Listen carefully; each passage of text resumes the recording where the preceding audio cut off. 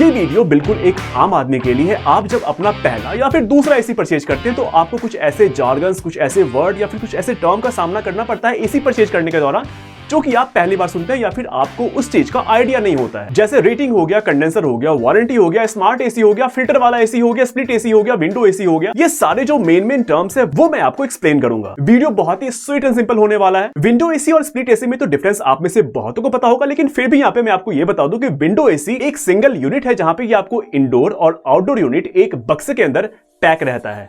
तो किसी ऐसे वॉल के अंदर जो कि आपका कोई भी एक वॉल जहां पे कि आप विंडो एसी लगाना चाह रहे हैं वो अगर किसी बाहरी दुनिया से कनेक्ट हो पाता है, यानी कि अगर जो उस एसी का एग्जॉस्ट है वो बाहर निकल पाता है, तो फिर आप विंडो एसी लगा सकते हैं। अगर आपका कमरा बिल्कुल पैक है और आसपास मतलब कि आपके उस कमरे में कोई भी खिड़की नहीं है या फिर आपके उस कमरे का कोई भी वॉल बाहरी दुनिया से कनेक्टेड नहीं है, तो फिर आप स्प्लिट एसी के लिए जा सकते हैं। दोनों में बेहतर कौन सा होगा आप ये खुद डिसाइड कर सकते हैं। ये बताने के बाद कि विंडो एसी का जो मैक्सिमम हाइट मैंने अभी तक देखा है जो लोग लगवाते हैं वो 5 से 6 फीट मैक्सिमम हाइट होती है, यानी कि विंडो एसी की हाइट आई थिंक 5 फीट यहां पे मेरे आ रहा होगा अभी। तो जब विंडो एसी हवा फेंकना शुरू करता है तो उसकी हाइट कुछ यहां पे होती है और आपको पता होगा सिंपल सी चीज है कि गर्म हवा ऊपर उठती है, ठंडी हवा नीचे बैठती है। अब क्योंकि विंडो एसी का हाइट ये है तो इसके नीचे ठंडी हवा, इसके ऊपर गर्म हवा, तो एक लेयर सा बन जाता है। आप अगर किसी विंडो एसी वाले कमरे में बैठेंगे तो आप खुद इस चीज को फील कर पाएंगे कि वहां पे एक लेयर रहती है। आप अगर कमरे में बैठे हुए हैं तो आपको ठंड लगेगी, खड़े हो गए तो गर्मी लग सकती है। लेकिन स्प्लिट एसी की हाइट थोड़ी ज्यादा होती है, थोड़ा ऊपर लगवाते हैं हम लोग तो उसकी हवा नीचे आती है, और नीचे आने का मतलब यह है कि वो एक हाइट से हवा को ठंडी करती हुई चलती है। और इसी में अगर बात कर ले इन्वर्टर एसी की, तो आप ये जान लीजिए कि जो एक नॉर्मल एसी होता है वो या तो ऑन होता है पूरी तरह से या फिर वो ऑफ होता है पूरी तरह से। अगर ऑन है तो 100% कैपेसिटी से वो ऑन है, ऑफ है तो वो बिल्कुल ऑफ है। लेकिन इन्वर्टर एसी के साथ ऐसा नहीं होता है। इसकी स्पीड कम या ज्यादा होती रहती है टेम्परेचर को मेंटेन करने के लिए, और साथ ही इसके अंदर वेरिएबल स्पीड ड्राइवर लगा हुआ होता है। अगर आप ये यहाँ पे फिगर देख पा रहे हैं तो ये जो एक सीधी सी लाइन है ये यहाँ पे इन्वर्टर एसी को बता रही है, और ये जो ऊपर और नीचे वाले डॉट्स हैं ये बता रहे हैं कि यहाँ पे ये नॉर्मल एसी है और ये या तो पूरी तरह से ऑन है या फिर ये पूरी तरह से ऑफ है। मतलब ये है कि इन्वर्टर एसी अगर आप परचेज करते हैं तो आपको कमरे में एक इवन कूलिंग देखने को मिलेगा। हाँ, थोड़ा सा प्राइस इसका यहाँ पे ज्यादा हो जाता है लेकिन प्राइस जस्टिफाइड है। अब बात करते हैं एसी के टन की। तो यहाँ पे टन जो एसी के अंदर होता है, आपको मैं बता दूं कि 1 टन आइस को पिघलाने में जितने हीट की रिक्वायरमेंट होती है 24 घंटे के अंदर, और यहाँ जो हीट होता है उसे हम लोग यहाँ पे मेजर करते हैं BTU में। तो यही यहाँ पे आइस वाला टन यूज किया जाता है एसी के अंदर। ये मैंने ऐसे ही बता दिया, लेकिन आपको कितने टन के एसी की रिक्वायरमेंट है यहाँ पे आप जो ये चार्ट देख रहे हैं ये मैंने बनाया है फ्लोर साइज के अकॉर्डिंग। लेकिन अगर आपके कमरे की हाइट 10 फीट है और आपके पड़ोसी का जो कमरा है उसकी फ्लोर साइज बिल्कुल सेम है, लेकिन उसके सीलिंग की हाइट यहाँ पे 15 फीट है, तो यहाँ पे सिंपल सी बात यह है कि आपके कमरे के वॉल्यूम से ज्यादा वॉल्यूम आपके पड़ोसी के कमरे की है। तो आप जो यहाँ पे ये चार्ट देख रहे हैं ये बस मैंने फ्लोर साइज के अकॉर्डिंग यहाँ पे टन को लिखा है।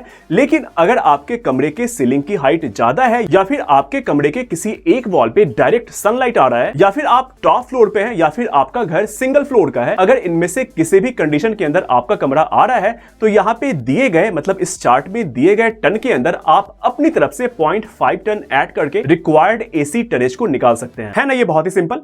अब बात करते हैं स्टार रेटिंग की।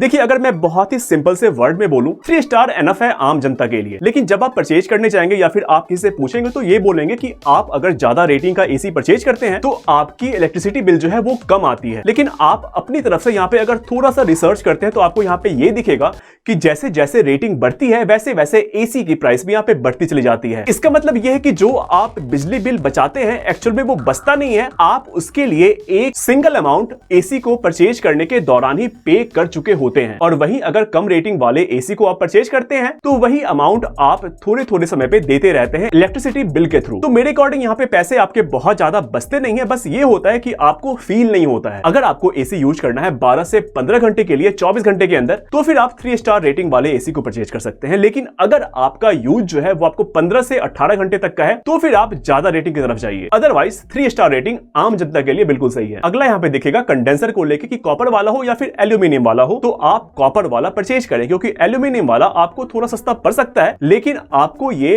रिपेयरिंग कॉस्ट ज्यादा देगा और मैक्सिमम टाइम ये होता है कि अगर ये खराब हो जाए तो बनने में बहुत ज्यादा प्रॉब्लम आती है। अब बात करते हैं वारंटी की, तो जो भी एसी आपको 5 साल या फिर 5 साल से ज्यादा की वारंटी दे रही है, मतलब जो भी ब्रांड आपको वारंटी दे रही है 5 साल या फिर 5 साल से ज्यादा की, तो फिर आप उस एसी को परचेज कर लीजिए। यहाँ पे वारंटी जो है वो आपको कंप्रेसर के ऊपर दी जाती है। कोविड के बाद ये हुआ है कि ऐसे एयर कंडीशनर जो कि एयर प्यूरिफायर के साथ आते हैं, लोग ज्यादा प्रेफर कर रहे हैं परचेज करना, लेकिन आप फालतू के इन चीजों में पैसे खर्च नहीं करें। आप इनमें पैसे तब लगाएं जब आपका कमरा या फिर आपका घर किसी इंडस्ट्रियल एरिया के अंदर है या फिर वहां पे बहुत ज्यादा पॉल्यूशन होती है। अदरवाइज आप बिना एयर प्यूरिफायर वाला एसी परचेज कर सकते हैं। स्मार्ट एसी के पीछे आपको बिल्कुल भी नहीं भागना है, आप किसी भी डिवाइस को स्मार्ट बना सकते हैं स्मार्ट प्लग की हेल्प से। यहाँ पे कुछ स्मार्ट प्लग आप देख रहे होंगे, होगा तो मैं नीचे लिंक भी डाल दूंगा। एसी परचेज के दौरान इतने सारे वर्ड्स, इतने सारे जार्गन्स के बाद भी आपको बहुत सारे नए वर्ड मिल सकते हैं एसी परचेज करने के दौरान। अगर आपको किसी भी वर्ड या फिर टर्म के बारे में जानना हो तो आप मुझे नीचे कमेंट कर सकते हैं। मेरी पूरी कोशिश होगी कि मैं आपको रिप्लाई करूं। और साथ ही जब आप एसी परचेज कर चुके हैं और आपका एसी खराब हो चुका है और आप रिपेयर करवा रहे हैं और अगर कोई कंपोनेंट खराब है, आप उसे बनने के लिए बाहर भेजना चाह रहे हैं, तो आप ये कोशिश करें कि आप उसके ऊपर कुछ निशान या फिर अपना साइन मार दें ताकि वो कंपोनेंट जो है वो चेंज नहीं हो जाए। क्योंकि ऐसा बहुत होता है कि आपके ओरिजिनल कंपोनेंट को निकाल के वहां पे कुछ और लगा दिया जाता है। फिलहाल तो ये काम करता है, लेकिन ये लॉन्ग रन में आपको प्रॉब्लम दे सकता है। वीडियो लगा कैसा आप नीचे बताइएगा जरूर, और साथ में आप सब्सक्राइब कर लीजिए और साथ में बेल आइकन को दबा लीजिए। मिलते हैं फिर से किसी नेक्स्ट वीडियो में नई टॉपिक के साथ। तब तक के लिए थैंक यू, धन्यवाद।